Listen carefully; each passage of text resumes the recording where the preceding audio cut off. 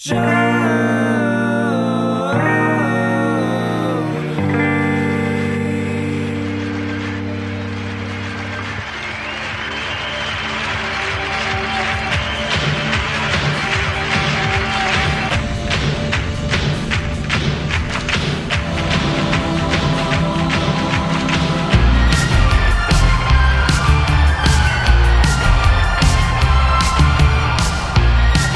hello, everybody. Welcome again to Show to Be with Mike G, the show of a life, the show of Fonda San Miguel, the show of Mezcal, the show of LA Varnish, Eric Alperin, Sasha Petraske. Today is an amazing day because it is May 15th, 2016, and it marks the 40th birthday of the fine Chris Bostick.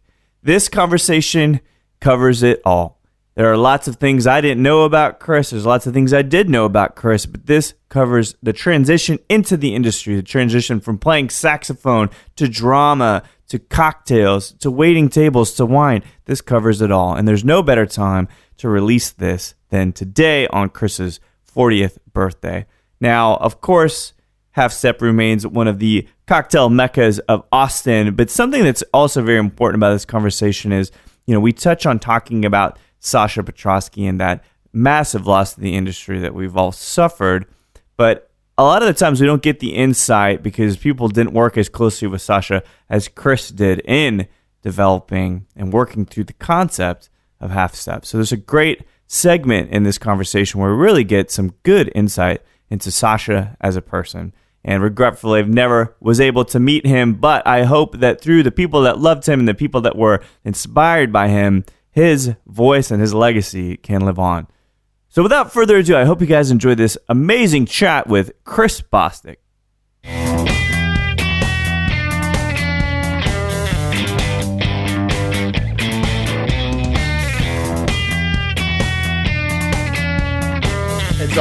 It's also quite entertaining to sit up there right after we have stopped letting people in. Yeah.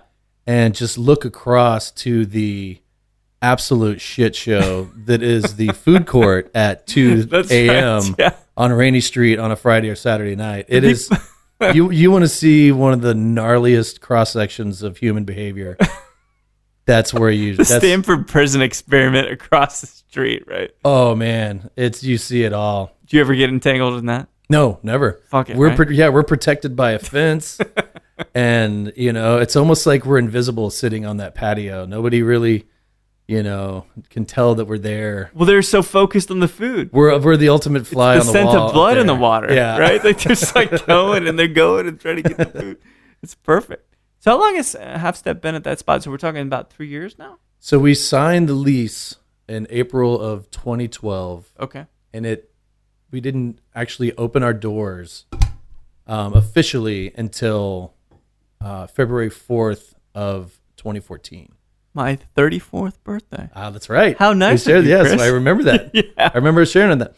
But the very first party that we threw in the space was New Year's Eve, 2013 to 2014. Oh, cool. Okay.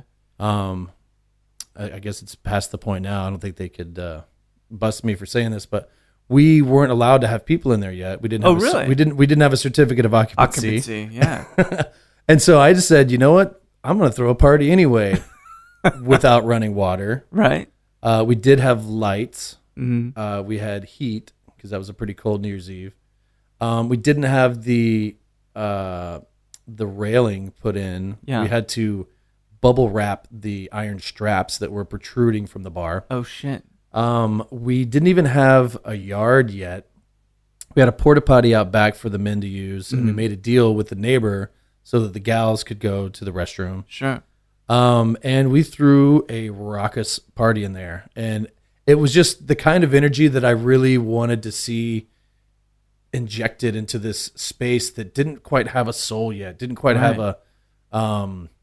it didn't have its own identity or life yet. Yeah. And so I always look to that as like kind of the defining moment. Yeah, it's kind of the insider's anniversary date for Halfstep. Yeah, was New Year's Eve, and then we after a couple of weeks when we got our official CO, we did the official after party for Speed Rack Austin. Right. That year, And then that was pretty wild and incredible. I'm watching my business partner, Sasha Petraske, walk around and bussing glassware, which, to know Sasha is and to know how, idiosyncratic he was. Yeah. It was no surprise to me, but there were people in the room that guy? That's like Brad Pitt. They were bussing my he's table. bussing tables and polishing glassware.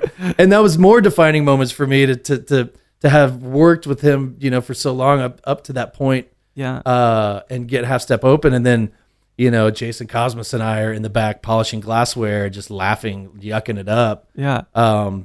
Just because finally all that hard work, and then you see people in there and those who have been a part of openings and are owners as well, they know this feeling and it truly was magical. And it's like those are the moments that I remember the most vividly because they were just so visceral. And then, this was the big joke. Then we finally had our official grand opening, which was February 4th, 2014. Yes, I remember. I definitely remember. Yeah, and that was a big night too.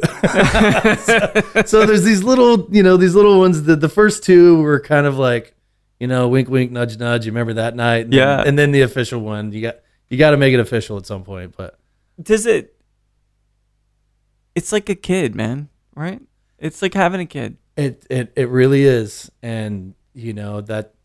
To me, that was, that was a big moment, and not having kids. Yeah. And having, just in 2015, gone through a divorce and all of this stuff. I mean, the time that it takes and the nurturing that it needs and the way that it makes you feel. I mean, it's definitely a roller coaster of emotions. Oh, it is. It's so polarizing.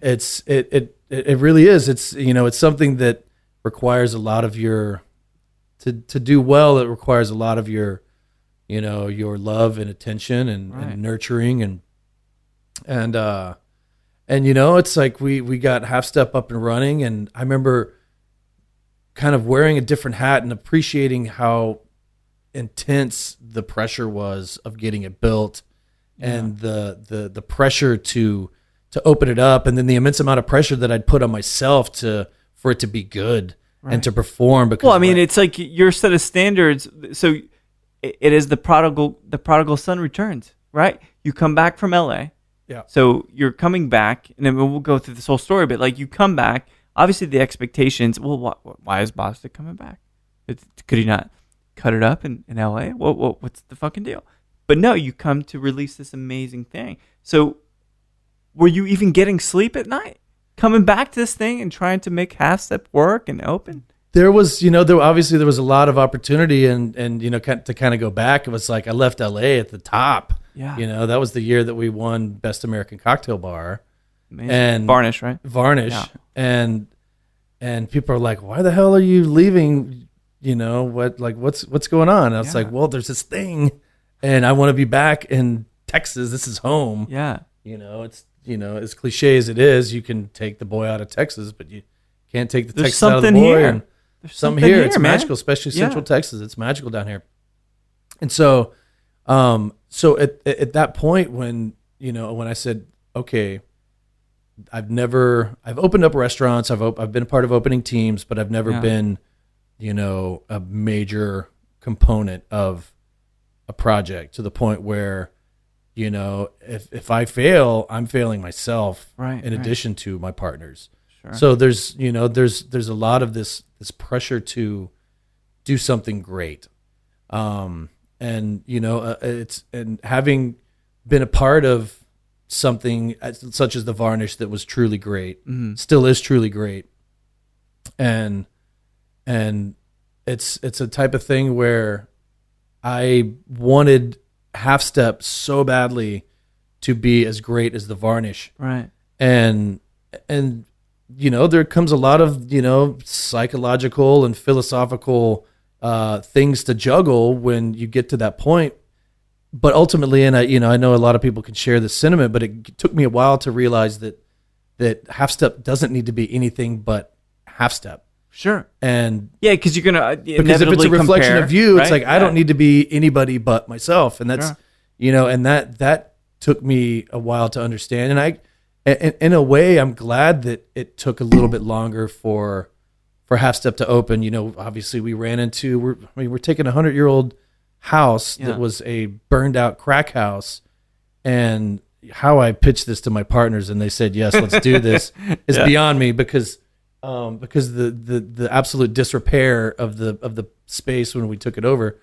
But the fact that we were able to do this and the time that it took allowed me to continue to learn and become more of a part of Austin. Because when I left for LA, so much had started happening after I left, to the point where in LA, when I came back here, you know, once a year, and I was in LA from 2007 to 2012, anytime that I would come back, you know, I'd want to stay involved, because somewhere floating around in the back of my head, the dream of opening up my own bar, the dream of being a part of something, or you know, whether something that's kind of like on you, whether it be a music venue, man. I've had a dream of opening, you know, and running a music venue from way back in the day when I was, you know, traveling around seeing bands and you know, and a part of that whole scene, and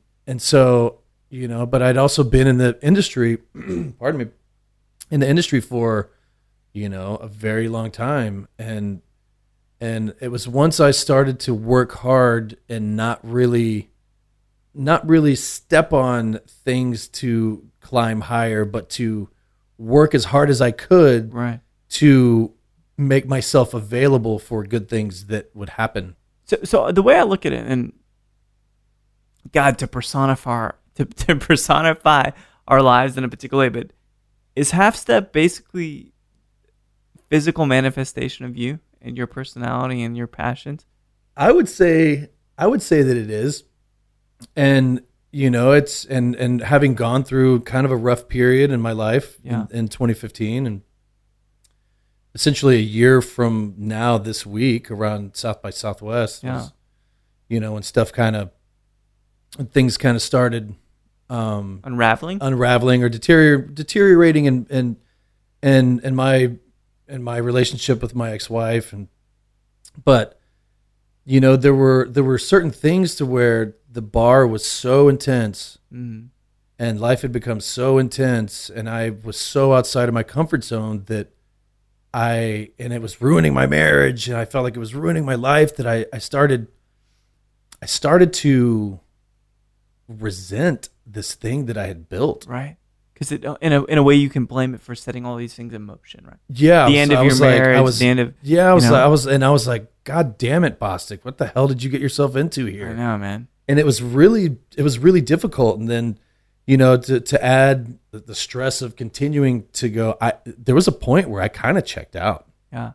I kind of checked out, and maybe you're there, but emotionally, like, you're heartbroken in a way, right? Totally. You can't approach it. You can't look at it the same way. Yeah. And, you know, and I know that my staff could feel it. My involvement was askew, and it got to the point to where I wasn't happy being there. Yeah. I'd love working during the days and getting all the things, you know, taken care of that needed to happen. But there was a point where I just didn't want to be there. Right. Because I didn't feel comfortable there. Sure. Well, you can, in a sense, like, point your finger and say, this is the source of all my fucking trouble. Yeah. Right? Because like, you own a business, and we share that. You lose sleep. It's not because of your real social life. It's about the fucking business. Yeah. You know, I mentioned this, and I say soul crushing, because it is. And in a sense, it distorts your whole perspective of who you feel you are, because this thing is it's like a black hole, right? You exist, you've got your orbit, and it's just pulling you and just distorting you, and you don't know how to be you. And it's, you know, and I guess with anything in life, it's like I felt like I'd given and continue, and now it's kind of a different story. I've kind of, you know, I've had a lot of time to reflect and heal, and it's almost like I'm back. Yeah. And it feels good. And like, I can see like Halfstep's super healthy, and it's good. But I'm also, you know, I had to kind of evaluate how, you know, I was taking care of myself, sure, where my mental state is, you know, is will currently be. Because you're the sun, man. It revolves around you. And not egotistically, right? But you have to be the center for everybody. Yeah. And that being said, it's, and I want Halfstep. I don't want to always have to be the one that Halfstep needs to grow. Like, right. I don't want to always have to be the one that's there. And I think a lot of bar owners that I talk with kind of share this sentiment, is that at a certain point, obviously you're going to be there. Obviously you're the heart and soul, the lifeblood, the masthead or whatnot. Yeah. But, it's kind of going back to, kind of where I was, whether it be right after South by or kind of leading after summer. Mm-hmm. And, I traveled a lot trying to find what it was that I was looking for, and I had a lot of fun, but at the same time, I was trying to escape from this thing called Halfstep. Right. And thing that keeps pulling you back. Yeah. And what's amazing is, like, it's like Halfstep is this amazing bar, and I had still have this amazing staff. Actually, my staff now, I'm just extremely proud of, and I'm watching them do, more with Halfstep than had ever been done. And, right. And not because they're more capable, but it's just because they're present, and, and I'm present, and it's just, it's, I don't know, it's real fascinating to see kind of where, the roller coaster of life, or the roller coaster that Halfstep has taken up to this point where, it's, and for me, I've talked to people kind of candidly about this. But for me, it's like something that I don't mind talking about, because I want other people who might either be in a similar situation or might be going through something to know that, hey, there's other people out there that that have been through some pretty heavy shit. It's a fucking support group, man. It really, like, bar ownership. Yeah, people ask me, they're like, hey, so bar ownership must be great. It must be like super like glamorous and everything. And I'm like, no, it's not. Shut your mouth. It's really intense. Do you like? So I think about this, and I'll frame it on me first. So I had a father who left, never met him, right? I figured the pressure got to him. The woman he knocked up, like, she's gonna have a kid, and he's like, fuck, I can't deal with this stuff. When you walked away, or let's say you went, you never fully, it's not like you disconnected from the staff, but you had to go down the path, have your journey to recollect and just fucking get some clarity, right? How do you think your staff was feeling when you, like, they know you're going through some shit, and they know you have to go to walk the ends of the earth like Kane from Kung Fu and fucking deal with that stuff? Like, do you think it was hard for them? I don't know. I think it was hard for some, and without going into too many gory details, and, I'll change the names to protect the... Just call one of them Gary. My favorite name. So Gary would get a little bent out of shape because I wasn't there, and didn't understand why, I wasn't there. Yeah. While other people who I tried to communicate with everybody as much as I could what I'm internalizing, what's going on. Yeah. Just so that they're not like, oh my God, where's Bostick? I hope he's okay. And it's not like I was just gone. Right. It's just that, it's just that there were weeks or nights that I wasn't there, just kind of like leading the ship, like driving the ship. You're below deck, being introspective. Yeah. Right. And so, but at the same time, it's even then, it's kind of tough because, of the leadership that I provide, and then that leadership is not there. And so some people and then I come back and I'm like, hey, what are you guys doing? This is not working how I wanted it to. Yeah.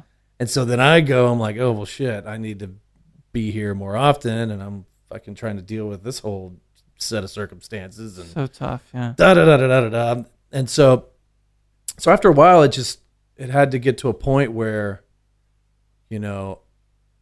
I just had to come to grips with myself and essentially not beat myself up anymore. Right.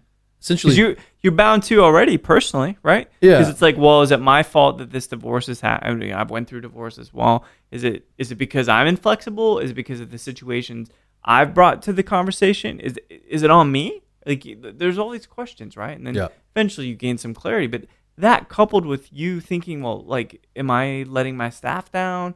Like, what's their expectation? How the fuck can I be everybody to everybody? Yeah. You know? And that's tough.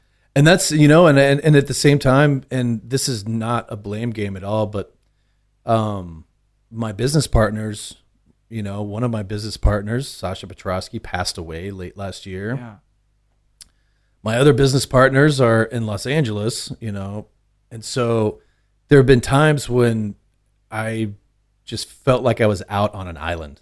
Like I was at the outpost and there was no sign of anything coming my way. Or, you know, it's like I lost my horse, so I couldn't send any info out. Right. And solitary. Just total. Right? That got to me, you know, at a certain point, combined with just all the stuff. And so that being said, I got to a point to where it's like, I was like, look, I've got to communicate myself as much as I want communication coming my way. Right. And that's how I, you know, continue to train my staff and want to be there for my staff is to be, you know, the ultimate communicator. Right. Because, but how are you supposed to do that? Yeah, like when you can't even maybe make it work for yourself. You know? Like that's a lot. Is like a lot of, you know, of what Halfstep was me just giving and giving and giving and giving. Yeah, and not seeing. I mean, I'm not that I didn't see anything in return.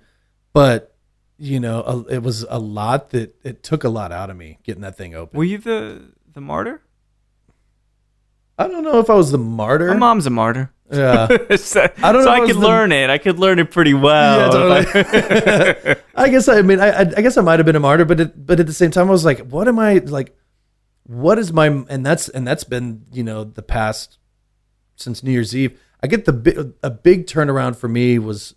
At San Antonio Cocktail Conference, when I sat on a panel talking about Sasha Petraske. Yeah. And, you know, that moment had every opportunity to kind of go south and go dark. Sure. But somber. Yeah. But instead, and to the great credit of you know, Robert Simonson of the New York Times, who moderated the panel,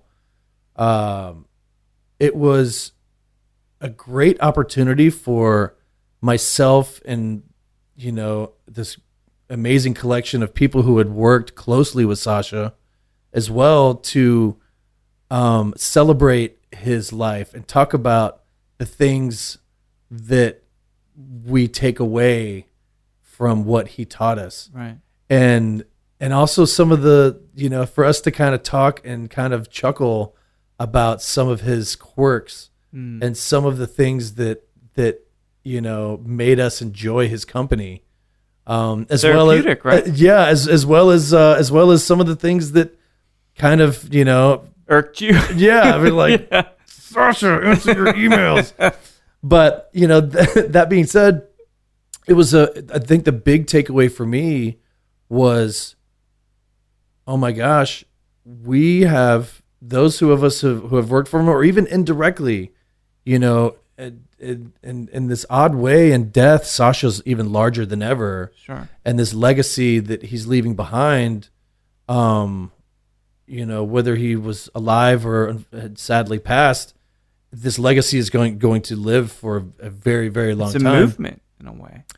And so to, you know, I guess say it as romantically as possible, to be now one of the shepherds of this, right. of this disciple of this teachings, yeah, sure. Disciple yeah. of a drinker of the Kool-Aid that he made so well. Yeah, I find it a responsibility now to not take that for granted, and that for me, having been a part of that and having had an overall very positive experience at San Antonio Cocktail Conference. It was kind of a turning point for me when, and my mindset to say, you know what, it's time to get back to work. Yeah, it's time to stop. It's not time to stop saying, "Oh, poor me," and I guess being a martyr or whatnot. Sure. But taking it rough and say, you know what, now it's time to drill back down and find what it is about this that got you involved in the first place. Absolutely. Finding the roots, man. Finding the roots. And I remember when I started working at the Varnish, I remember in that training, I was like, man, every restaurant, dive, club, everything I had done up to this point in my career had led me to that. Yeah. To the point where I felt like I very much succeeded. And at that point I was like, wow, the Varnish, this is pretty amazing stuff. I'm going to fully invest myself into this family. Yeah. And to this ideal. And because there was something in me that switched, I was like, if I work hard at this could lead to, I don't know what. Anything. Yeah. It was a really good feeling. The thing is, I wouldn't say regret it, but I definitely missed the opportunity to interact with Sasha, even though there were multiple times I had opportunity. Can you share with me what, if you could say this was the dude in a couple sentences, what was he? Who was he? He was an extremely humble man with exquisite taste and was not necessarily great with people. Yeah. Was he antisocial, awkward? How would you? Slightly antisocial. Yeah. Which is kind of nuts because he decided to open up bars that were that require some strength in the field. That require, yeah. But at the same time, he didn't avoid contact for people over the bar, but for him being a bartender and watching him interact with people, there's a bar there. Yeah. And even I get very comfortable talking to people behind a bar. Sure. There's a natural barrier. Yeah. That's part of the bar. But for me, when I first got to know Sasha, and I wasn't intimidated by Sasha, but I knew what kind of influence he had at that point, even in 2009 when I first met him. Obviously, I had heard about him up to that point. And so for me to get to know Sasha, I started talking to him about jazz music. Nice. Which I love absolutely dearly. And I knew that he did too, but I didn't know at what level we could have a conversation about it. So I tried. Because I felt like a lot of people that wanted to talk to Sasha wanted to go right for the cocktail acumen. But we're music guys. Yeah. That's how you really connect to someone's soul. And so, but and that's why I was like, I don't think he was necessarily socially awkward. I just think he was not necessarily willing to talk about what people wanted to talk to him about. I see. If it got to a point where it made him uncomfortable, he'd break it off and politely excuse himself and say thank you. But, as we worked together at the Varnish and, he worked with Eric Alperin in the program there and both of who I've learned an immense amount of knowledge from and consider my mentors in the cocktail realm and as well as hospitality and whatnot. Yeah. But as I got to know Sasha better and we, talked about jazz, I never dressed like he did, but we could still talk about what are some of the right ways to wear something and the wrong ways to wear something. That's, like his dream was to have, a full-on men's haberdashery. Amazing. And cocktail bar and a record store like all in one. Like it was just like he was the ultimate gentleman. Sure. Can you think of anybody that's like really influenced his sentiment or the way he framed being a gentleman? Because that's like, I think about that all the time. Well, I don't know if it was necessarily one person, and if it is, I can't remember right offhand. But I'm reminded of the Milk and Honey service manual, the beginning one, and it's like there's a very great paragraph that says, we're not theme bars. We just believe that bars in the 20th century might look a lot like something from the jazz age. Yeah. That's not so bad.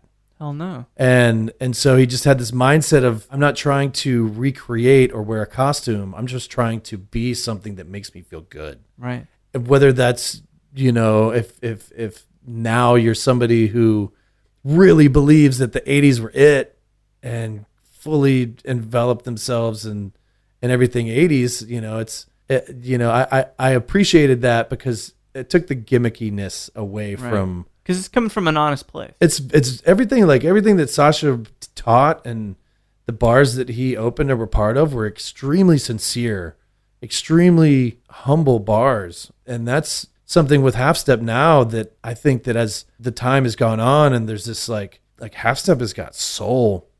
You can feel it when you walk in. Mm-hmm. And now, and maybe that's just me, but now it's like I see it through new eyes and I can see it. It's this excitement of newness. I can see the pain of resentment. And now I can see this kind of phoenix rising from the ashes again. Yeah. And it's extremely genuine. And that's all I could have ever hoped for.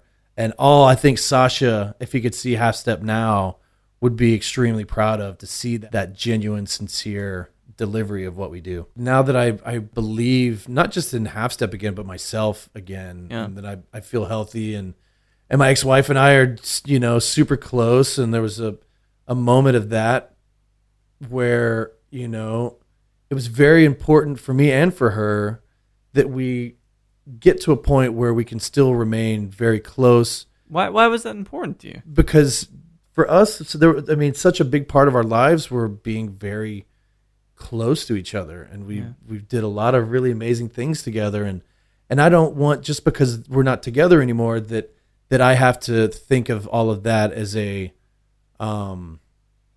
waste of my life. Right. Somehow it's all discounted. Sometimes I'll discount. No, I want to still be able to fire up pictures from our, trip to Fiji and New Zealand and Tasmania and all that stuff and be like, wow, that was a great time. Yeah. And I still love her completely. It's just, it's different now. And so we've gotten to a point where we can do that, and we can send each other cat videos, and we can play video games together. It's cool, right? It's cool. Yeah. It's going to be tested out when one of us starts dating somebody else, and I see her with somebody else. That's going to kill me, but that's a part of it. But it is a part of it. You're right. Did you guys have a particular incident or a conversation that said you realize, like, this is, unfortunately, I can't do this anymore?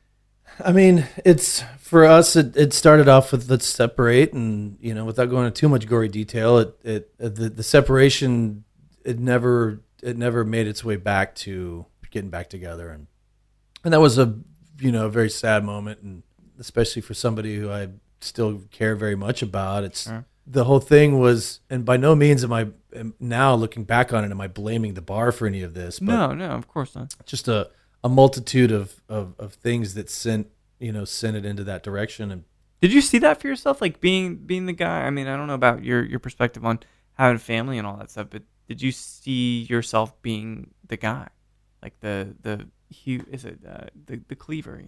Hugh or whatever. Well, I not really. Yeah. I didn't have a very, my father split when I was 6 months as well, and I never really knew him. And big father figure in my life was my grandfather. He was pretty much a hard ass growing up, but I look back on it now, and I thank him for that. Sure. I also thank him for teaching me how to break down an engine and put it back together. And, fuck yeah. Wish I had that. Yeah. so there's things, he was a civil engineer, and, was born on a farm, and was pretty much a badass. So I still had that in my life. But the idea of, of kids and all that kind of stuff, it's, obviously it's, for me, I don't, it still might be out there, but not for now. But not for now. That, like you said, going back to Halfstep, that's, now I've got a 2-year-old. Now I have a 2-year-old. Man, that is, it's kicking and screaming and it's teething, and sure, you hate it at times. You're up late at night. You're losing sleep. It's the same fucking parallel. It really is. It totally is. It really is. It's funny. Like, man, I've met a lot of guys that we all, and women. Well, actually, more guys, but we stem from these fractured past, right? Like where we come out of nowhere. Because I feel like, in a sense, I feel like Superman. I don't have a lot of exceptional powers. I've got a lot of weaknesses. I can't be faster than a speeding bullet. But I came out of nowhere because I never will acknowledge that my father left. Like you're talking 6 months, same thing, right? Like I won't acknowledge it. So as far as I'm concerned, I was immaculately conceived into the world. And all I'm trying to do is succeed. Like you talk about Halfstep, that's your way. That's your project. That's the emblem of, in a sense, like you're rallying against how you were brought up. I feel that same way. And I mean, I'm not trying to tie you into this, but no, I feel that's how it is, man. We got something to fucking prove. You know what I mean? We totally do. That's a big thing that I've seen in my life, and and like I haven't been perfect growing up. If anything, I was given a lot of room to make a lot of mistakes to ultimately learn from. Yeah. It's kind of a long form roundabout way of succeeding, but sure. If you got to learn, like they say, from the school of hard knocks, then so be it. It's still learning. And now I look forward to what not only the future of Halfstep holds, but the level of, they say your first is the hardest. Sure. And I certainly feel that to be true. I've started working on some other things now, but I'm not fully, not at the level of what I was at a Halfstep. Right. I think that's soon. I think that's down, close, but you have to. I can see it. But I'm not trying to rush into anything. Yeah. Kind of looking to some of the things that I would change about the way that I opened up Halfstep. Yeah. Maybe some of the things of how much of a roller coaster it was. I wouldn't change anything. I wouldn't change anything about how I was brought up. I feel like, I'm sitting now speaking with you, and this is the exact place that I need to be. This is it precisely. In this moment in time. And I truly believe that. No regrets, right? None. And if I really look at all things, everything's pretty darn good right now. You hear people, say a lot of times, they're like, "Oh, hey, how's it going?" "Oh, I'm so busy." I'm like, "Really? Are you really that busy? No. Do you really know what busy is?" They don't know what busy is. Because I can tell you what really, really busy is. Yeah. Some people do mean it, but sometimes it doesn't need to always be like, "Oh, hey, I'm so busy." Like it sounds like you hate the fact that you're busy. Right. Which is great. It makes you grow. It grows mentally, physically, all of it. Yeah. And so now it's like I truly feel I'm like, if I'm really busy, I'm like, yeah, things are happening. Absolutely. It's like this is a good thing. Saying you're busy is so uncouth to me right now. Oh, I'm so busy. Like, fuck you, you're busy. Well, you run a business, have a day job, and planning a marriage. Oh, okay, fine. Fuck you, man. Like that.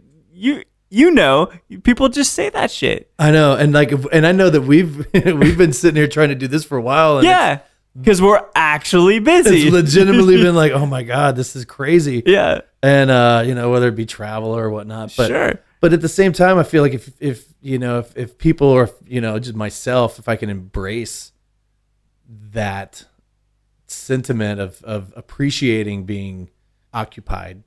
At least your life's not fucking boring, right? But it really is. It's like I know that there's a lot of I see a lot of people in the industry that are kind of focusing back in on, a balanced lifestyle and taking care of themselves. And because bartending and bar ownership, there's a lot of pitfalls out there that you can, a lot of ways to kind of booger yourself up, and lifestyles, it'll cripple you, man. And so, I've seen my shares of the good and the bad, and I'm totally fine with that. But now it's, at the end of the day, we're in the business of pleasing other people. So, if that's not something you can do, then you kind of might have to reevaluate, why you're doing it. Absolutely. This is perfect, right? We've been talking about Halfstep, which is the first kid, causes distress. You still have your hair, thank God. But I thank my grandfather for that. But you're a Texas guy, though. You were raised in Texas? Oh, yeah. Where'd you grow up?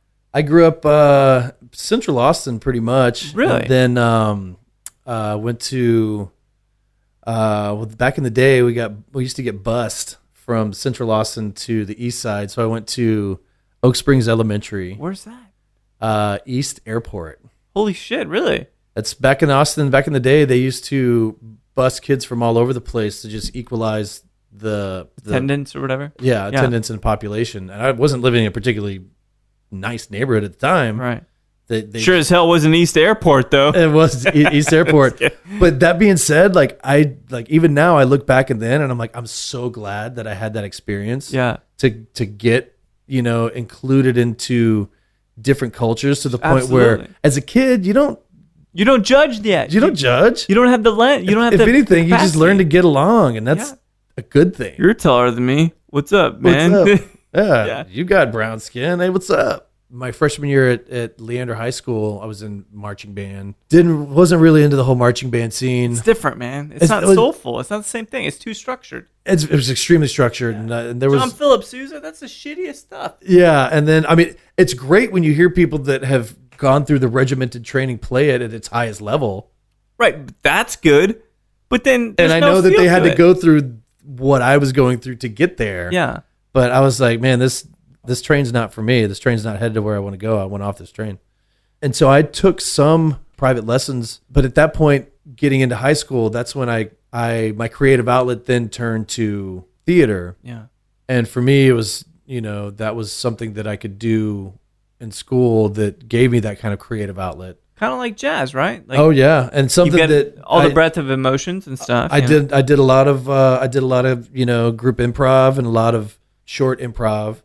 No kidding. And this is still Leander? This is still Leander High School. Yeah, we went to these UIL competitions for I did prose. I read poetry. We did dramatic interp. We did dramatic interp. We did improv, duet, like these whole things. Like we just went and did I probably did 7 or 8 of these big meets. What's inspiring you then? Like, did you watch a lot of movies? Do you have particular actors you liked? Were you reading plays? I mean, watched a lot of movies, read a lot of plays. I just wanted to be on stage. Yeah.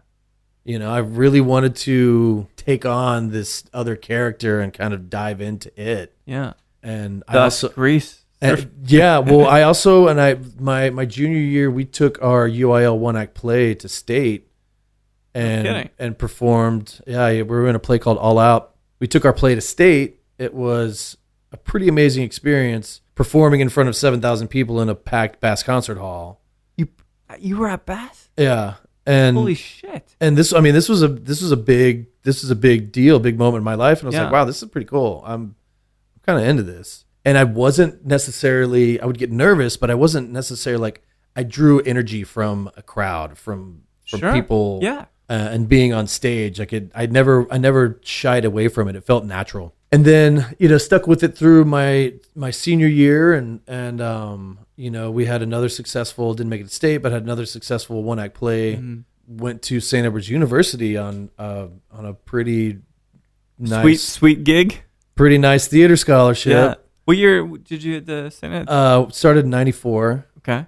And lasted from 94 to I was there for 94, essentially the 94-95 year. Okay. Are you 40 yet? I'm May 15th. I'll be 40. I knew it was coming up. Wait, so the St. Ed's thing was good? You had a good time with it? St. Ed was good. By going to college and having moved out of, my situation in high school and, having gone through a lot of this stuff, once I got to college, I just pretty much went crazy.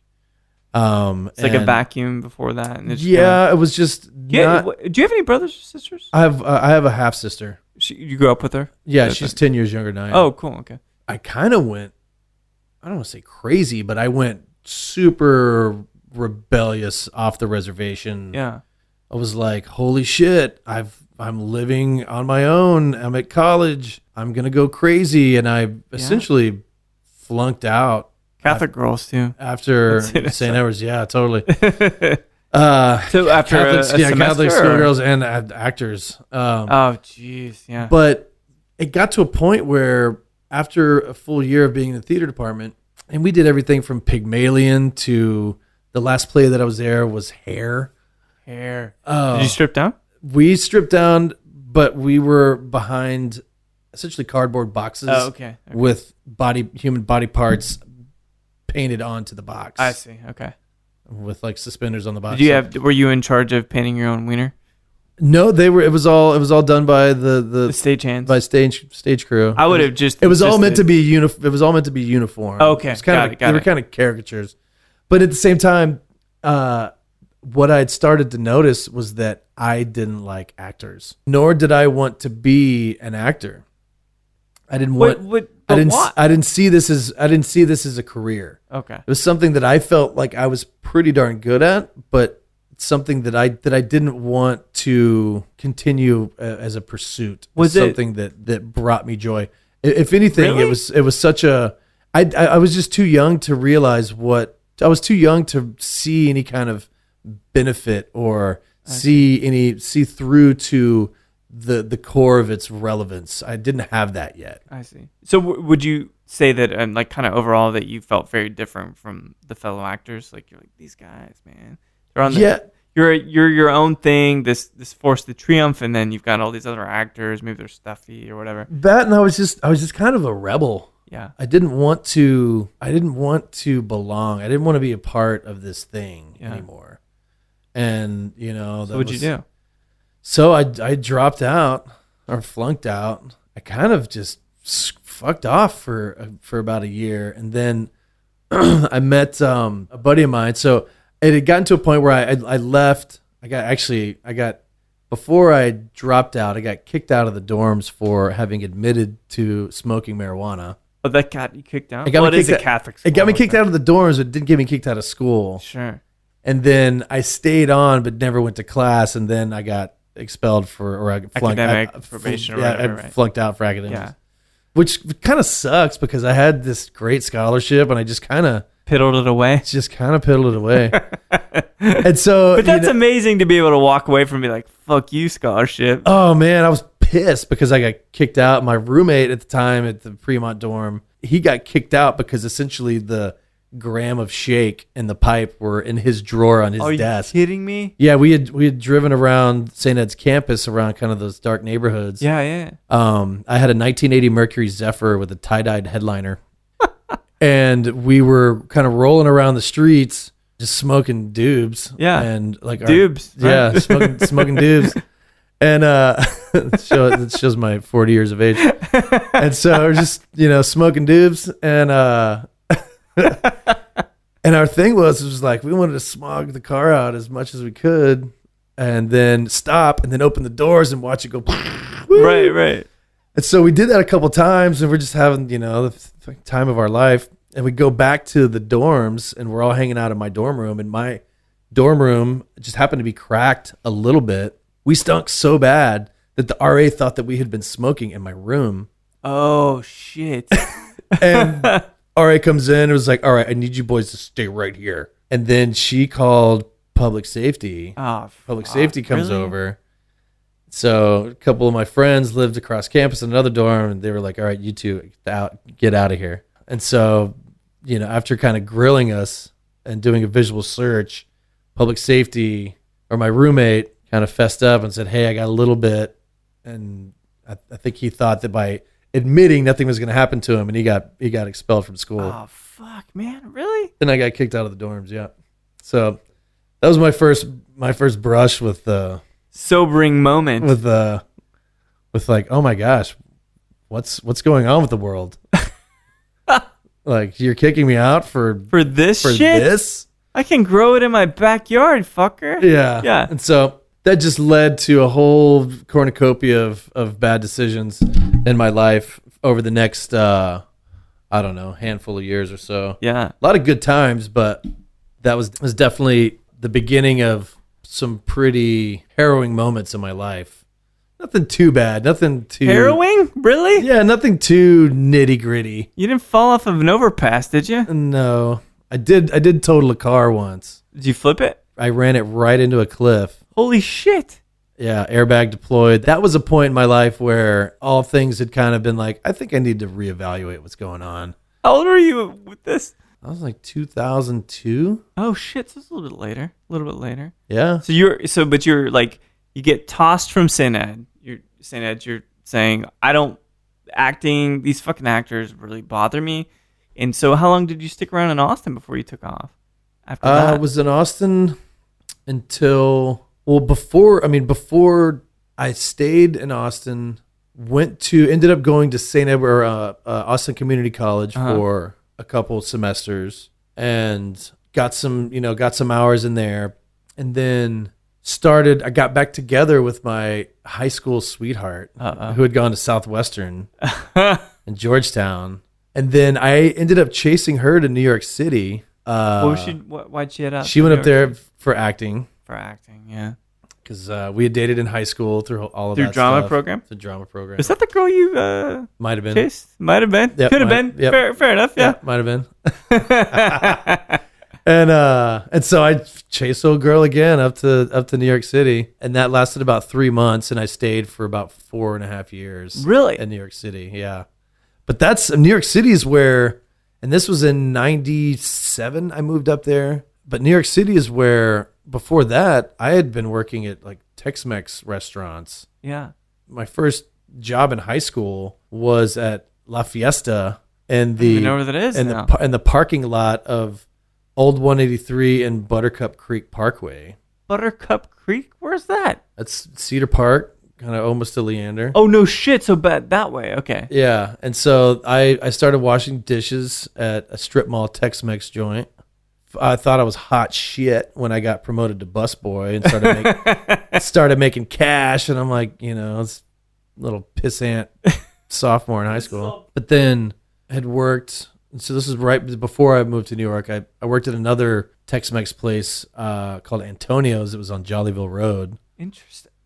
And so, then I had also worked at a Lone Star Cafe, and that's where actually I had my first bartending gig. Really? So you came up through the ranks through Tex-Mex. Through Tex-Mex. So no wonder you love Mezcal. Tex-Mex and fast casual restaurants. Fast casual. Chili's. Yes. You worked at Chili's? I worked at a TGI Fridays. I worked at a Lone Star Cafe. I worked at a Chili's. Fuck yes. What's Chili's? Wasn't the one in Lamar, was it? Round Rock. Okay. All right. That's okay. That's all right. The El Presidente still is one of the finest drinks. Oh, yeah. Is that a Chambord margarita? Yeah, I think something like that. That huge, massive one. Yeah. With the shaker. And so I had odd jobs all over the place. And then in like 97, I moved to New York City. Yeah. And like all of these little odd jobs and whatnot led to me getting hired at a place called Meregi. Mm-hmm. This is back when you could find a job in the back of the Village Voice for any restaurants or whatnot. Craigslist wasn't a thing then. And so I answered a job listing that all it pretty much read was, are you willing to learn a ton of information? Not bad. Nice restaurant, lots to learn. Come see us. Yeah. Address. It ended up being this place, Meregi, which, when I got to New York, I pounded the pavement. I lived in an arts housing building called the GLCA House. Mm-hmm. 28th Street and 8th Avenue. Had a tiny little room, shared a hallway bathroom. Sold everything. Sold my car before I went up there. And I was like, I'm doing this. I'm going to go chase old girl. And so just pounded the pavement, dropped off, I don't know, must have been 20 resumes just everywhere. Right. And I got a call back from this place, Meregi. It was a Pan-Asian fusion restaurant. Pan-Asian fusion, okay. It took me about a decade after that to find out, actually even longer than that, to find out that the beverage program was put in by Steve Olson. Holy shit, really? Steve Olson and Wendy Louie. And we were together with Sam Governale, who was a Houstonian, that was the one that hired me. And he hired me because I was a Texan. No shit. Hired me because I was a Texan. At a Pan-Asian restaurant. At a Pan-Asian fusion restaurant on 5th Avenue and 12th Street. Amazing location, yeah. And so I start at this place, and sure enough, I get a manual of information. And this has got a glossary of terms like shiso and dashi and kombu and all of these things that now we know because we eat out and we kind of take for granted. But I was 22. What's this mean? What is shiso? Shiso what? Hot? Yeah. Shiso heavy? What the fuck? And but it was that was kind of a dawning when I was like, oh, this might be I like doing this. Yeah. Looking back on it now to think that, wow, I can't believe that I got that opportunity then without even knowing anything. Yeah. And this was, a 98 at that point, late 97, that the cocktail thing hadn't started yet. Yeah, not yet. But, there was a sakatini on the menu. Mm-hmm. But I started waiting tables here, and then occasionally I got behind the bar because it wasn't really a whole lot of bartending as much as it was pouring sake and wine. Mm-hmm. But at the same time, that listing was correct. It was an immense amount of knowledge, of stuff to learn. It felt like I was studying for some kind of final exam. Right, like an LSAT or some shit. But at the same time, it was exciting. I was young. I was in New York City. I was with my girlfriend. For 3 months? Yeah, for 3 months. Not to rub it in, I promise. I'm not. No, it's cool.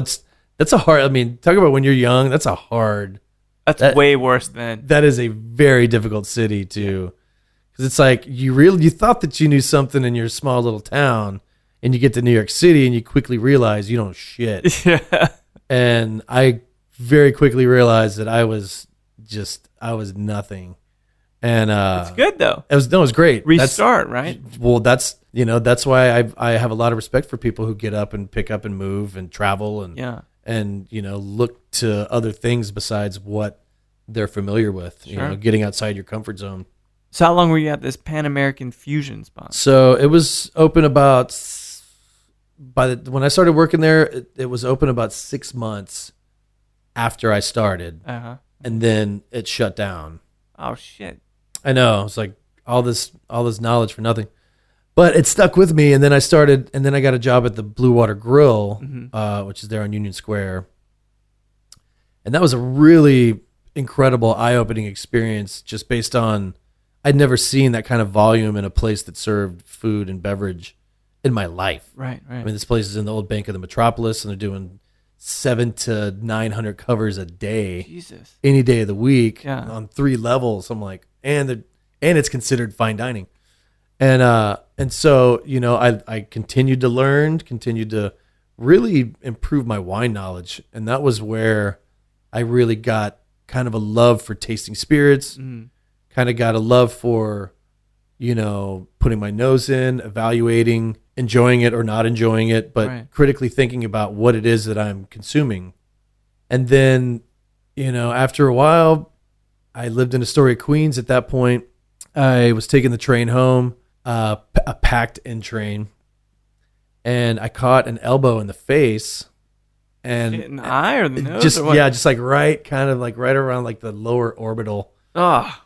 And I just remember it hurt, and it gave me a black eye. And I just thought at that point, I was like, okay, I'd been here for a while now, and I'm like, what am I doing? Yeah. I had got some good knowledge, but where's it going? I'd messed around with the band or two. I'd played harmonica and sang, and Did you do any acting when you were out there? No, just give it up. I thought about it, but at the same time, I was like, no, it's just too much work for so much rejection. Yeah. And man, and to like actively work towards your rejection. Oh yeah, it's like you gotta. It's something that it takes a special makeup to be able to do that. I can't. I need the almost the instant gratification that you get from hosting a bitchin' party at the place that you work, or instead of eating bartending. For instead of just like crashing and burning nonstop. So you catch an elbow in the face. It's quite a symbolic coldness of New York, and so you're gonna go back to the warmth of Texas. I took personal inventory and asked myself what it was that I was doing there, and is this worth the struggle? Did I reach a point where I don't necessarily feel like I'm running away with my tail tucked between my legs? Right. Well, because you're still employed, right? Still employed. Yeah, you got a good gig. Got a good gig. I've got good friends back in Austin, and so I was kind of talking, and it was like, a buddy of mine had said, hey, I got a house, I got a room, you can totally come back. And so I think there was an ease of transition to move back. Right. And to kind of get back involved with what was happening back here. And what year are we talking now? 2002? So now this is 2001. Oh, shit. Before This is like several months before 9/11 happens. And so, so for me, I was like, okay, it's time to go home. Yeah. And pretty much, at that point, I had been living in a rent-controlled apartment in Astoria, Queens. Mm. We had a 2-bedroom. We were paying $800 a month, and we had a third roommate there, splitting the rent with us. Who kind of lived in the living room. And this is a buddy of mine who I'd gone to high school with. So all three of us had gone to Leander High School, and we're in the theater department, living in New York City. Amazing, yeah. Two of them working at being actors. One of them is Bryan Cranston. Yeah, me just being pretty much a professional bartender server at that point. Yeah. I definitely saw some of the underbelly and the party side of New York City while being there, which was great and exciting, and lots of live music, lots of clubs. But so at that point I was like, okay, it's time to go home and get back involved with whatever it was that I was doing. But at the same time, in my mind, I was like, man, I've got this really incredible New York City experience now. Yeah. I can pretty much get any job I want. Yeah, you've got a great resume. Yeah, at that point, back in Austin, and so I come back. Instead, I started working at a place called Brio Vista. Where was that? Which is where Eddie V's and the Arboretum is now. No shit. Okay. And was it even the Arboretum then? It was the Arboretum back then. Yeah. But this was when I started working with Stuart Scruggs and Mark Paul from Wink. Wink. Oh shit, they're Wink guys. Okay. How could I forget about Wink? I started working at Brio Vista, Stuart Scruggs and Mark Paul, which they went on to go start Wink. Yeah. And for me, this was a great place because it was a great restaurant. Stuart was this kind of wild man who made pretty wild food. But at the same time, I'm waiting tables and learning even more about wine and utilizing what I had learned up to that point. Was it Mexican stuff or was it Italian? This was Brio Vista was Italian. Okay, kind of like this regional Italian, but kind of elevated thing. French technique, that kind of stuff. Right. And then from there, Brio Vista closed down. And then I went to work for a summer out at the Oasis. Sorry. Were you wearing short shorts, Chris? Oh, man, no shame in my game. I was never, ever in as good a shape as I was that summer. No shit. Because you're just running with like plates and trays and bus tubs up and down stairs in the heat of summer the whole time. Oh, man. And I mean, it was pretty incredible. Yeah. But it was also a lot of fun, and I guess I took it because I was like, you know what, I'm just gonna go do something crazy. But it's like we made tons of money, we partied super hard. Do you think that people know that you worked at the Oasis? I mean, I'll mention it in conversation every once in a while. Thinking about you in short shorts, I'm just painting this out. Short shorts, hustling your ass off in the summer. Maybe more in a midriff. I mean, that's like that's what comes. Oh yeah, just like like khaki shorts, a blue shirt, and a cap, and a short apron. Oh man, busting your ass. Some white tinnies and some tube socks. That was oh man, some seersucker. Oh, seriously, we're busting ass. And this was before the whole storm hit and burned it up. And and they kind of retooled it and rechanged it and whatnot. But so what takes you Austin, it's nice to be back. You're hanging out with fellow people that maybe you went to school with at Leander and stuff. What caused you to want to leave again? Get the fuck out of here. Well, I kind of took a few years there and stopped working at all. And then I really got involved with traveling around. I'd been seeing a lot of Phish concerts, been going to a lot of festivals. Okay. Especially when I was living in New York. Go see Phish all over the place. Yeah. So are you a Phish guy? Big Phish guy, yeah. Yeah, okay. And still am. Yeah. And I've got a big crew of people that, we get together and we scheme, or we'll send texts and we're like, all right, this year it's like, okay, we've all got tickets to go see Phish at Wrigley Field this summer. Ooh, yeah. Some of us are going to the Gorge up in Washington, the Gorge in George, Washington. What are Phish fans called? People call them fish heads. Fish heads? Yeah, fish heads. Fish head soup's pretty good. Yeah, totally. Deadheads, fish heads. Yeah, good. Just, fish fans. Fish fans? Yeah. Yeah, it's good. I would have never taken you for a fish food fan. Yeah. It's well, for me it's still preconceived notions of what Phish is and what their music is. Right. They've got such an amazing wide catalog that you get out of it kind of the time you put into it. I see. Okay. So the more you learn about, this lore that they've spun, and the sheer volume of really amazing songs that they've either written or covered to the point that they've made them their own. Right. The storytelling and this intense web of conceptual continuity that they spin. Yeah. There's a lot to sink your teeth into. So for some people are like, Jesus, I don't want any part of that. I don't even want to dig into it. Yeah. Some people are extremely intimidated by. It's like Zappa. Which Zappa's a huge influence on Phish. Yeah, it's so overwhelming. And so for me, it's as much about the live music experience and this community that has been growing around the band. Yeah. That truly feel like it's about the music. And there's some people, and there's definitely riffraff no matter what scene you get involved in. Right. But, when you go to, I was just in New York City for New Year's Eve, and you see, 20,000 people at Madison Square Garden just losing their mind over one band. Wow. The most famous arena in the world that they sold out 3 nights. Yeah. In seconds. It's incredible. It says something, right? Oh yeah, it's a testament to something. But and so yeah, I spent a lot of time just traveling and doing a lot of festivals. And right. Just kind of going out there and just I kind of checked out, or kind of like left the grid for a while. Was it a spirit journey, as they say? I don't know if it was a spirit journey, but I was just out there doing it. I was just like, you know what? I just had been busting my ass. Right. Working so much that I was like, hey, let's just go out and figure out ways to make money on the road. And yeah. Essentially, it was just like a big extended road trip. Amazing. So that was a big learning experience for me. But, at a certain point, you got to kind of come back to reality and do your stuff. And that's when, I think this was around 2002 or 3, I opened up the Roy's restaurant downtown. Roy's, really?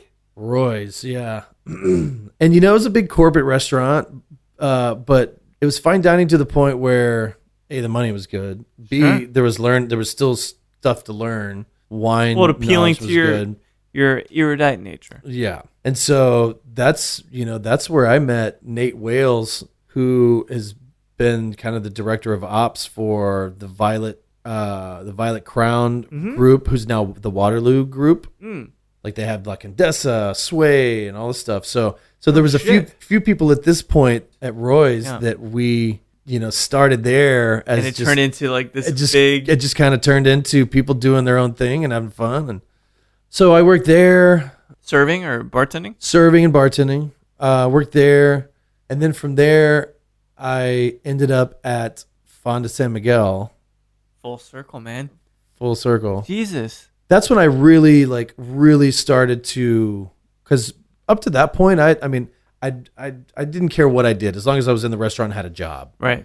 And, I loved bartending, but I'd also wait tables because sometimes, frankly, in restaurants, the money would be better. Yeah. And so, but when I started at Fonda San Miguel, I just wanted to be behind the bar. And I wanted to, use my knowledge of tequilas and, having worked in Mexican restaurants.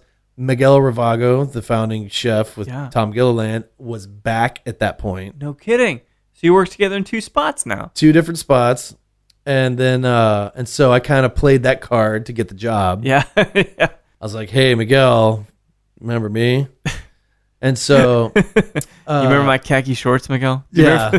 I started working at Fonda San Miguel and just had a few shifts, a week. And then over time, just by being there, I kind of moved into this head bartender role. And I guess I started working there about 2003. Mm-hmm. But I started working my way into this kind of leadership role or whatnot. The owner, Tom Gilliland, and I were talking, and he would always do a lot of research and was always like, what's going on in the world? Yeah. And we started talking about cocktails and about doing something with the bar program at Fonda San Miguel. So I did my homework and was like starting to Google and do research. I'm like, okay, what's going on out in the world of cocktails there? Yeah. Was it a thing yet? It wasn't kind of bubbling up, I guess. So I guess in 2009 or 1999 when Milk and Honey started, these things hadn't come to markets like Austin yet. No, not to the Midwest yet. Yeah, Chicago. These things in Chicago, hell, L.A. hadn't even seen it yet. L.A. was still shaking dirty vodka martinis and whatnot. And so this thing, So I read Gary Regan's Joy of Mixology. That was the first cocktail book that I read. And, you know, my big thing from that book was like, oh, okay, so you stir stuff that doesn't have any juice and you shake stuff that has juice. That was pretty much what I learned from the book. I mean, amongst many other things, but that was a big takeaway. And then we had a guest that wanted to drink Negronis. I was like, what the hell is a Negroni? I was like, what the hell is this thing? My dad's least favorite drink, as I call it. Oh my God, what the hell is this thing you call a Negroni? And then I learned how to make a Negroni on ice with, you know, with the orange, like an orange segment, not the orange peel. Yeah. And 1-1-1, you know, or equal parts. And so it was these things that I just started to kind of like pick up. And then I essentially got a budget where Tom Gilliland would allow me to spend so much per week at Central Market. And I would go to Central Market and I'd buy all this produce.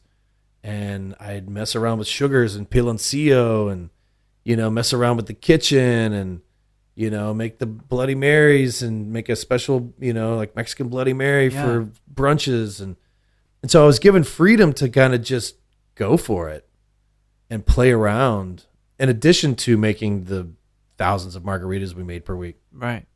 And so that was my real kind of entry, which is around activation. Yeah. Like around 2005 or so, where I started really saying, okay, this is what I want to do. You know, I'd kind of gotten that from New York. It was like the hospitality industry had become less of a means to an end and more of something that I started seeing myself as being good at.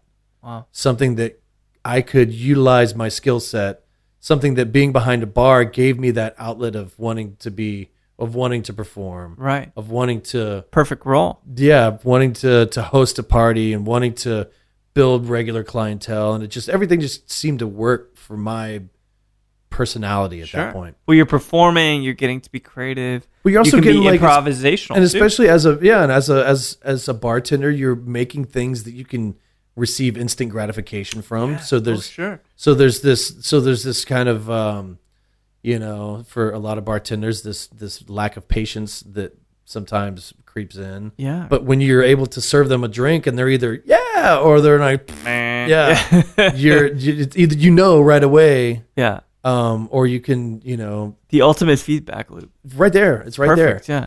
And so there, you know, a lot of that said, okay, I'm into this. I want to do this. And, you know, there was something about this entry into this cocktail realm that took my background now in fine dining and my love for food. And, you know, there was a line on my resume for the longest time, a bullet point at the bottom that said, sincere dedication to furthering my own enjoyment of fine food and beverage. Interesting. Okay. Because for me, it was like if I'm dedicating, you know, myself to enjoying these things, right, or you know, dedicating my enjoyment for certain things, then I'll tell anybody who'll listen about what I'm discovering.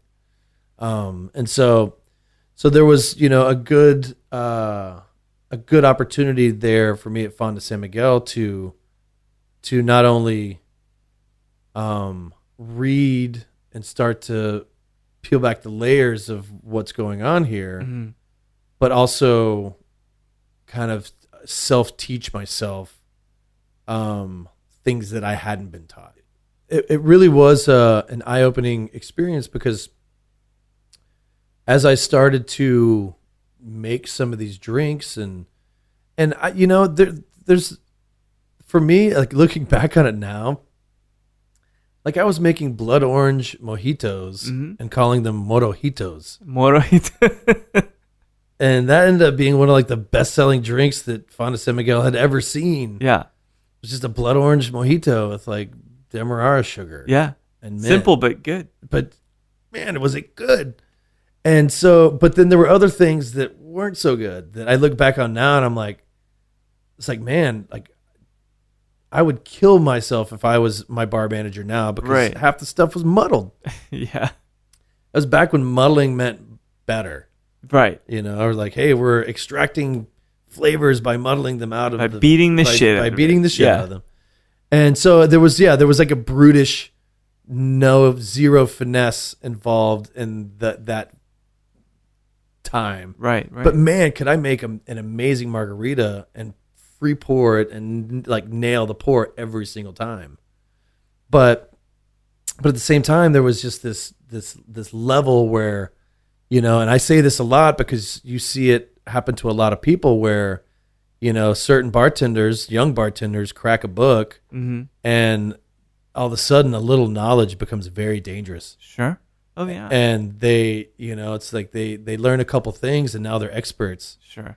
And it's unfortunate because that means that, that because they've learned something and they feel like they have this tool now that they can show off, it becomes more about them wanting to show it to you as opposed to them tending to your needs as a guest.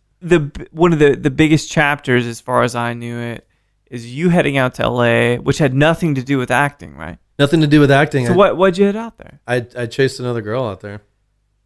Well, at least it's easy pattern. I can see it. It's easy. Well, you know how many of these stories, Chris, are predicated on guys chasing girls? Oh, it's 90%. Yeah, 90% Women make us do crazy things. They do, and then they're great or they're terrible. Either way, it's one or the other. And so where'd you meet this? Which girl was this? Kristen and I met in Austin. Oh, so this was Kristen that you went. Yeah. Oh. So where'd you guys meet in Austin? So we met in Austin at San Miguel. Okay. Was she a client or a coworker? She was actually living in New York City. Okay. And she was introduced to me by our mutual best friend. Interesting. Okay. And at the time, she had a boyfriend in New York City, and yeah. But she was living here? She was living up in New York City. Oh, okay. She was back down to visit. I used to throw some pretty wild 4th of July parties at a house I had down south. And so she came into Fonda San Miguel, and I was bartending, and so yeah, we hit it off. But then 2 years later, she's still living in New York City, still dating, Were you guys keeping in touch? Same guy. Kinda. Ish, right. Run into her every now and again. And then what happened is that she broke up with her boyfriend in New York, and then had become an online ordained minister to marry our mutual best friend, and was coming back through Austin on her way out to Los Angeles. Uh-huh. And then we ended up hanging out for the wedding. At the wedding, yeah. And we're like, wow, hey, I'd had a crush on you for a while. And so, long story short, we started hanging out, and then, she stayed in Texas for a short little bit and then moved out to LA. And then we actually did a long distance relationship for about 8 months before I moved out to Los Angeles. No kidding. What industry took her out to LA? Acting. She's an actress. Okay. So yeah, another actress. What's it? Birds of a feather flock together? Yeah. Is that what it is? Here I am saying I don't like actors, and I married one. And so that's got to be like one of those things where it's like the opposite of what you feel like. I hate myself as an actor. I'll marry one. And so, and like that was a pretty wild ride, but, and I also, I thank her for kind of opening my eyes to change, and also opening my eyes to, getting outside of my comfort zone again. Yeah. And also, I can't imagine my life now had I not gone out to LA. And, and as much as it's unfortunate and it's, sad that, ultimately we kind of moved back and got divorced. Right. I still love her completely. But it doesn't, as we said, it doesn't discount those experiences. No, not at all. And the crazy thing is that, it just happened to be that I got out to LA at the ground floor of what the whole LA scene. Yeah. And I got out there and I busted my butt and worked my ass off. Was it always at the Varnish? And no, I started off at the Beverly Hills Hotel. No shit. And you ever run into Jeff Bridges? I saw him down there. That was a fucking random. Random. Like I saw. I mean, you name it. They came to the Beverly Hills Hotel. Really? I I got to see why George Hamilton is a crazy color of orange. Why is it? The carrot juice. He would drink whiskey shots with his Arnold Palmers. Oh, Jesus. And eat crab Louis sandwiches or crab Louis salads. Sorry. Yeah. And then he'd go lay out by the pool with one of those the reflector things. Yeah. Pretty much daily during the summer. Jesus, and he's still alive. Still alive. He doesn't look like a raisin, or maybe he does look like a raisin. He's kind of it's kind of weird. He's raisiny. But yeah, I mean, all kinds of wild stuff that I saw, working by the pool at this luxury hotel in Beverly Hills. Wasn't starstruck, but I did get to see some cool stuff. I remember seeing Steve Martin, Tina Fey, and Lorne Michaels sitting at a table very close, but just out of earshot. Yeah. And man, did I ever want to be just a bug on the table. Within the earshot. Just within the earshot, just to hear what was going on at that table. Oh, it's amazing. And I'm sure it ended up being some terrible movie. But well, that's how Jimmy Fallon's career. Yeah. They were like, what should we do? Let's make him a talk show host. Yeah. They decided it at that table, I'm sure. Oh, yeah. Had to have been. This is wild. And so what's that transition like to the varnish then? So I fractured my collarbone snowboarding in Southern California. Oh, shit. at Snow Summit. Fractured my collarbone, destroyed it. Complete fracture. The bone almost came through the skin. Oh my gosh. And I mean, it was bad. It was so bad that it took me out I was out for about 6 months. And, just recuperating. Just recuperating because it took them about a month just to decide that I needed to have it surgically repaired. Wow. Needless to say, I can't shake cocktails or do anything at this point. No kidding. And so at that point, I was still like really getting involved, really staying focused and like getting into the industry and the scene. Yeah. Trying to participate and get involved as much as I could. And so I did my research, did my homework. I've always been kind of computer savvy. Mm-hmm. And so I started a cocktail blog. Really? You were a blogger? Called blueprintcocktail.com. Is it still around? I think it is. Did you sell it off years ago? No, I think I still have it. I think it's still all set up, but I did it through WordPress. Yeah. And I domain mapped it, and I still keep the Blueprint Cocktails. Who says Phish fans aren't tech savvy? And so but what I did is I noticed that there was this in the blogosphere or whatnot that there was a lot of chatter going on in those kind of early days of what was going on. And I'd met Jeffrey Morgenthaler and at the Vail Mixology Summit, and he was kind of I looked up to him and what he was doing, and the fact that he could share these things online, and had a lot of respect for him, and had even more respect for him when I saw that it was a lot of work. And like even you with WordPress, you with the podcast, and what's a lot of work, and it's like wrangling cats to do interviews and all this kind of stuff. So cats. So I get it. I understand, but for me there was like the Mixology Monday, which was like one Monday out of the month, there was a theme, and these bloggers from all over the place. And I think I might have been one of the only ones that was actually a bartender. Yeah. And so there was a lot of people that that just wanted to make cocktails for the love of it. And Chuck Taggart with Gumbo Pages, based in LA, I got to know him very well, and I'm still close friends with those guys. And so it's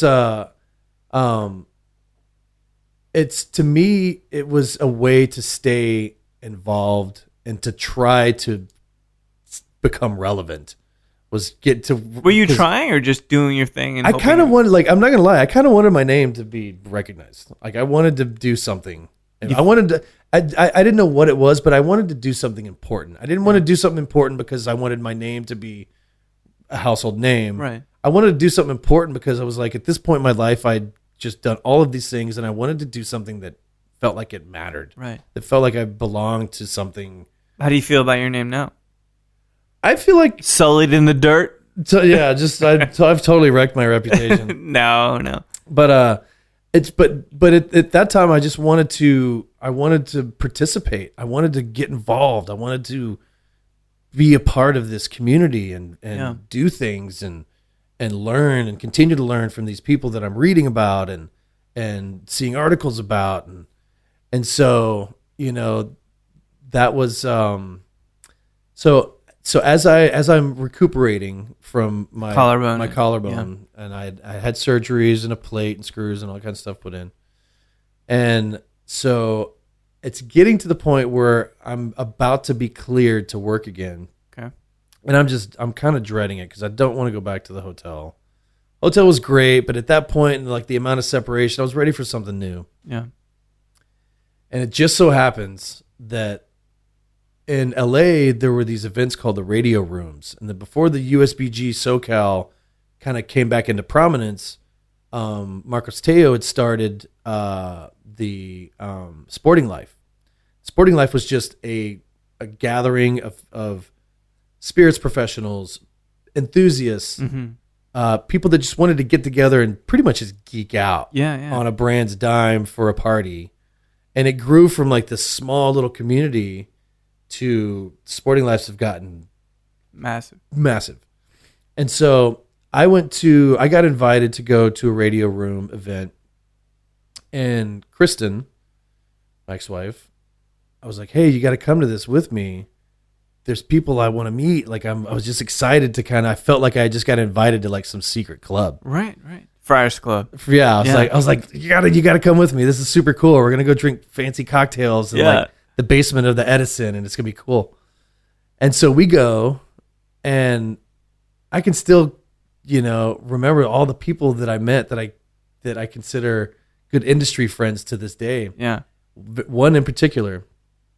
And so Kristen and I were sitting there hanging out, and all of a sudden I hear Kristen and this guy see each other. Obviously they knew each other. Mm-hmm. And they're like, hey, I haven't seen you in forever. I had no idea that you were in LA. Both of them pretty much said that. So it turns out that Kristen had known Eric Alperin of the Varnish. Ah, okay. They had met years prior because Eric took acting classes from one of Kristen's best friends, Danielle Liccardo, at Rutgers University in New Jersey. No shit. And so Kristen was a part of a prestigious Shakespeare class back in the day. Yeah. So she and Danielle just happened to be in Europe, while Eric and his brother and a couple other friends are in Amsterdam. So the first time that they all met was in Europe. No shit. So in this very bizarre roundabout way, Kristen was the catalyst that introduced me to Eric Alperin. Yeah. That eventually, when I first met Eric Alperin, I looked him straight in the eye and shook his hand because, because he had handed me his little business card for the Varnish, not open yet. But as soon as I heard that he was opening up a craft cocktail bar, I looked him straight in the eye and shook his hand. I was like, well, if you need a very good bartender, I'd love to throw my hat in the ring. But if you want an average bartender, that fucker over there. And so I didn't get hired right away. I got accepted to the Grand Marnier Vale Mixology Summit. Mm-hmm. That was April of 2009. And then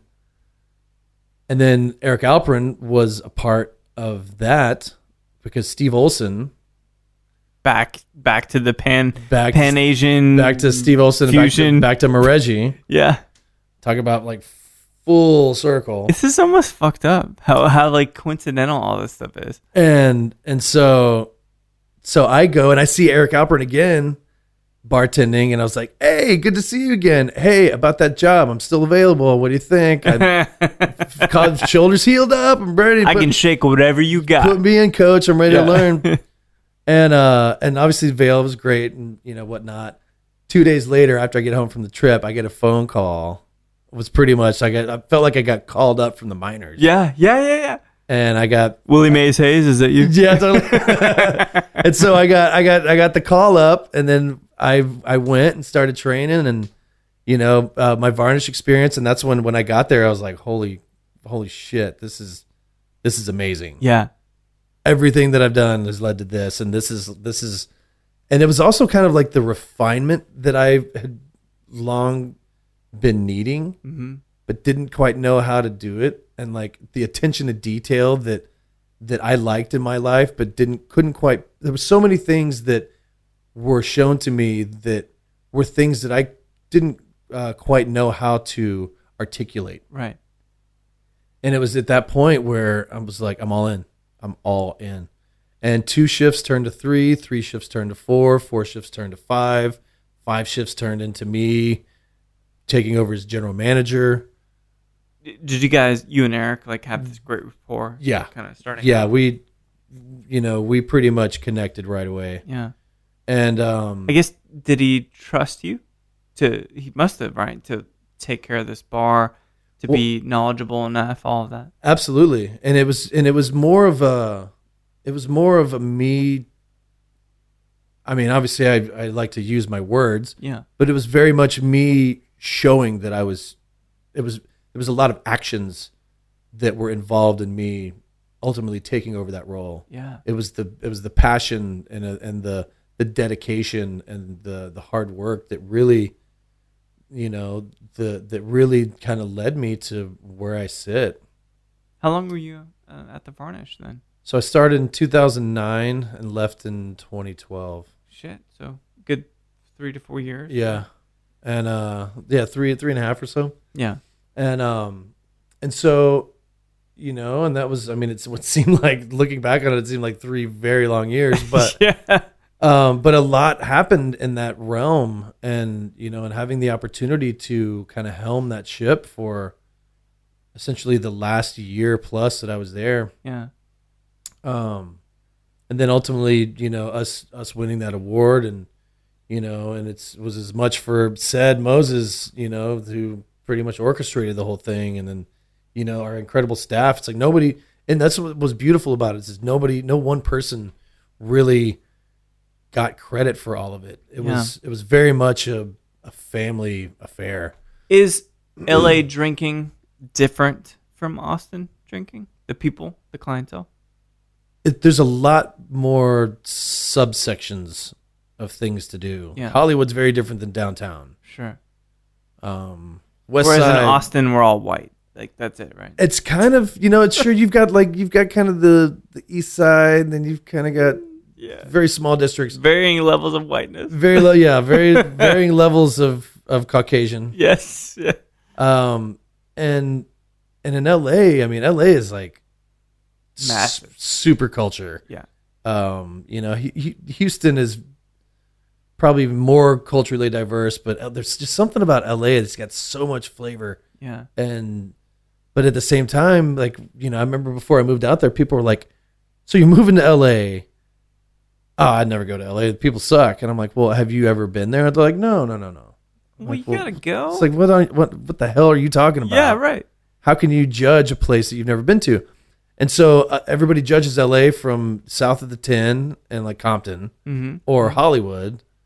And those are 2 very small sections of a very large, this kind of overarching thing. It's a massive city, man. Massive. Yeah. And it's like, there's going to be riffraff no matter what you do. Sure. And if you don't want to be a part of the riffraff, then don't get involved with the riffraff. Yeah. But for us, I guess it was very much, I found my niche, and my niche was this bar community, and I got very, very involved. And by the time that I left, had just through my hard work and dedication, because a lot of people would get hired at one place and something new would open and they'd jump ship. Sure. And so when I started working at the Varnish, You stuck to it. I stuck to it, and had all this opportunity to go to the newest, latest thing. And I was like, nope, this is what I'm doing. And so I think that there's something to be said for loyalty these days and sticking something out, whether it be good or bad. Obviously, if it's a terrible situation, you got to. Well, no, it's abusive. You got to get out of there. But that's what almost framed your whole, like, it framed your ability to be successful at Halfstep. And I became known for the varnish. Yeah. And that was, the hard work that I put in there got me recognized. I've always perceived you to be a very real, accessible guy that I didn't feel like you were ever hiding anything, and I think that's really amazing. But on the other hand, like a lot of people say, well, Chris is this. He's not a caricature, but he's a character of himself. And I feel like I've gotten into like a lot of like where you come from, fucking Kenny G. You talked about Kenny G. That's pretty like I said, it's like at this point I got nothing to lose. You got nothing, right? Yeah, it's like I've got nothing to hide anymore. It's like it's all out there. Like, why not? And I feel that same way about life in general, and especially what people in the public perceive us to be if we're in fact exposed to the public. But do you ever feel like maybe you are Bostick, the amazing actor who creates this wonderful persona that he wants people to absorb and understand and interact with? There's definitely a varying levels of what you feel like the need to be. Yeah. And this was something that kind of Kristen and I kind of dealt with was it's like when I'm hosting a party, I want to be there for everybody. And so sometimes it's hard to give, my significant other, and this was was difficult for me, is to be there as much for her as well in that moment. Yeah. Because I get caught up in the moment, I like having a good time. And I like seeing other people having a good time. The English do. Yeah. And I love being the shepherd of good times. Yeah. Now that I'm about to be 40 and kind of can reflect on, on May 15th, on my 30s. Well, I remember when I turned 30, I was like, thank God. Adios 20s. Yeah. Don't let the door hit you in the ass. Good riddance, motherfuckers, right? Good fucking riddance.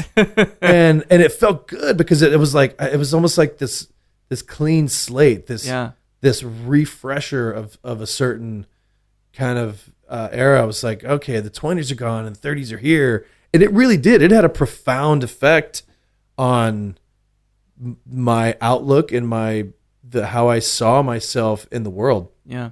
And that was right around the time I started at Fonda San Miguel and started taking cocktails seriously, really delving into hospitality and whatnot. And so yeah, now that I see the 40s coming up, I'm not afraid of it at all. If anything, I'm looking forward to embracing that decade of change or whatnot. And so, to me, it's like, that being said, it's like I see myself now more real and genuine and more having the confidence to truly be myself more than ever. Yeah. And I think that's coming into your own. Yeah. And I think that's to full on late bloomer, yeah. And I've had, moments in my life when really good things were happening and I was like, oh, I feel like I'm blooming late. But at the same time, it's like, I believe that, I believe that there's some wisdom starting to creep in. God forbid. God forbid. Well, I also consider you an expert on agave, and you worked with Tequila Ocho for a while, and Tomas hopefully will be in next month, yeah. which is incredible. But you've picked a bottle you could see through the deluge of mezcal on my rack, and you're like, I'm gonna pick this one because it's the Real Minero Araqueño that William Scanlon the third so gracefully got me. What do you think about Araqueño? Because we'll talk about it and we'll end this on agave talk. It's good. It's really good. Yeah, yeah. This is 50 plus ABV. Yeah, it's so the Araqueños that I've had, and especially the this is the Del Maguey Araqueño. Yeah, yeah.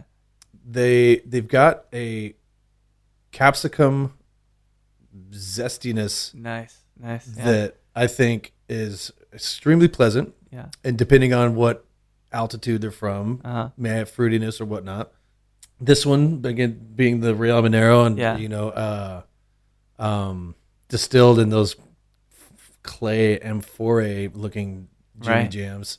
You get that minerality as well. That the meatiness. I don't think that method adds minerality as much as it helps to enhance the minerality of the plant itself. Right. It kind of helps to accentuate the whole process and doesn't really strip much out of it, but allows it to pass through during that violent reaction that is distillation. Violent, yes. It's certainly violent. There's heat, there's vapors, there's agitation. Totally. There's all of it. Thank you so much for sipping with me. Yeah, We're thank raising you glasses. so much. I have one, I think, really important question for you. The last question I've got for you. So Elvis Costello has this motif, this visual aesthetic motif with the glasses. I don't think Elvis Costello needs to wear glasses. I'm going to say it right now. I doubt he has any fucking vision problem with Elvis Costello. Read some good songs, but he could write them without the glasses. So are the glasses functional or are they form? Oh, yeah, they're pure function.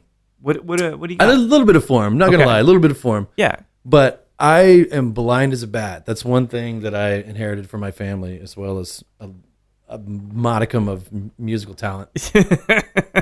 That's my story, and I'm sticking to it. But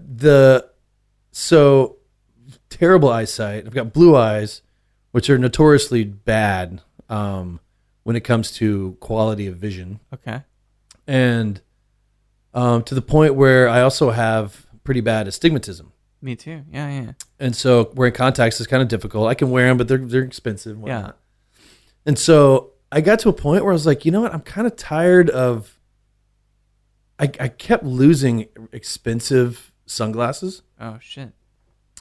But I'd never once lost a pair of my own glasses that I required for vision because I would be completely screwed without them. Right. So I don't they don't go too far for me. Because I need them to see. Yeah. And so if I wore contacts and I'd have nice sunglasses, I'd lose them. So anyway, I got tired of wearing contacts. So I was like, you know what? I want to do something that's kind of different. And I just, I don't know where it came from. I think I made the joke of like, I think I'm going to try to work on my young Jack Nicholson look. It all makes sense now. And so I was like, okay, let's do this. And so I was like, you know what? And this was actually about 4 years ago. This was like I guess I moved back in 2012. Yeah. As about 4 years ago now that I've had these things. And so I got them and I was like, you know what? I'm kind of into making bold moves these days. and I kind of wanted to just do it just to see what would happen. Yeah. But it just kind of became, I didn't do it because I wanted it to become this kind of signature thing. Sure. But at the end of the day, it kind of worked. Just grew into your face. It just grew. Part into your brain. Yeah. It's just a part to where it's like, I'm actually looking at new glasses right now and I don't know. I'm kind of toying with the idea of not doing the colored lenses again. But shit, are you kidding me? But at this point, it's almost like I kind of need to keep it up. It's the brand. It's the brand. You are the young Jack Nicholson. We suspect that you're not really looking at us, right? Because they're kind of shaded. Like, is he looking off to the side or not? Yeah. I can't tell. It's brilliant branding maneuver. And so, and like it's kind of worked, but at the same time, they're functional. Sure. My night vision is incredible. I figure you can shoot laser beams from those things. I can shoot laser beams. I need to work on the aperture of the laser before I can take it worldwide. But but yes, it's become a thing. It is. You've got a thing, man. I don't get most people don't have a thing. Michael Sanders has sarcasm. You've actually got like a visual artifact. If people look at you. Brian Dressel has being tall. Yeah. But that's not a thing. That's not a thing. So but yeah. And so I can't imagine myself wearing contacts again. And so, So they just kind of stuck, and I can't lose these things. I tried. I'll end it on this. Are you controlling the glasses, or are they controlling you? I think at the beginning it might have been they controlling me. Yeah. But now after I've had a a good amount of time to wrangle them in. There we go. Now It's all Bostick. Yeah, now it's all Bostick. we have become one together. The dark and the light. Yes. So, man, it's been, obviously we've been back and forth to try to get you in here to kind of chat and everything, but it's been brilliant hearing about your story, and you'll continue to be, one of the brightest, one of the smartest, one of the guys at the forefront of the movement, of the cause, and thanks so much for sipping mezcal with me and spending time with me. It's very, very wonderful thing. I can't thank you enough. Well, it was an honor to be given a chance to kind of share my story and have a place to kind of just let it go. It's nothing like kind of an informal chat. Yeah, and some mezcal to kind of loosen the tongue up a little bit. So for that, I Vino thank you as Veritas. well. Thank you, Chris. Salud. Well, there we have it, everybody. Hope you guys enjoyed that chat with Chris Bostick. He does, in fact, need the glasses. They are not merely a fashion statement. It's great that it's Chris's 40th birthday. This episode will drop on the 16th, but as of right now, this moment, and hopefully for weeks after, we can celebrate the impact, the career, and the personality that Chris shares with all of us. Every now and again, I'll get to sit down and chat with people that have really lived it. They've been in this industry for a very, very long time. And Chris has seen it. He's established, he's influenced. And it's great that he is so open about this journey. And in fact, really, like what kinds of tolls it's taken on his personal life. And I think it's a good way to see, like, this is what people are going through. Operating a business is not easy. So thanks everybody for listening to Show to Be with Mike G. Let's all raise a glass to the fine Chris Bostick on his 40th birthday, and no matter which Marcona almonds you're scraping out of your teeth, which fine cocktail you'll order next at Halfstep down there on Rainey Street, please keep dancing.